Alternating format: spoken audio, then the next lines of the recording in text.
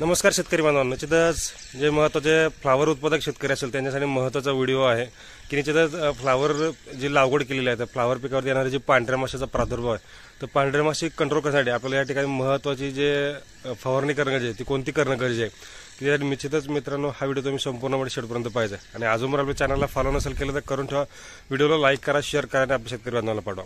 निश्चितच कोणती फवारणी आहे की जेणेकरून आपल्याला पांढऱ्या माशीसाठी चांगल्या पद्धतीने कंट्रोल करणार आहे तर निश्चितच या ठिकाणी ॲग्रोमिक्सच्या कंपनीचं बायोबिटर अर्थात ते नीम ऑइल आहे जे झाड कडू करते, त्यामुळे पूर्णपणे जी पांढरी माशी असेल रसोशी किडा ही पूर्णपणे झाडावरती बसणार नाही।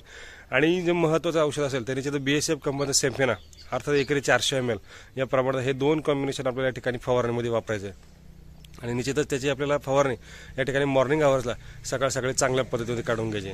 तर ही फवारणी जी आहे आपल्याला कंपल्सरी सकाळी काढून घेण्याचा त्याचा फायदा आपल्याला 100% आणि चांगल्या पद्धतीने होणार आहे। आणि फ्लावरवरती असणारी जी पांढरी माशी असेल, रसोची किडे असेल, मावा असेल तो तुला ते पूर्णपणे जाणार आहे।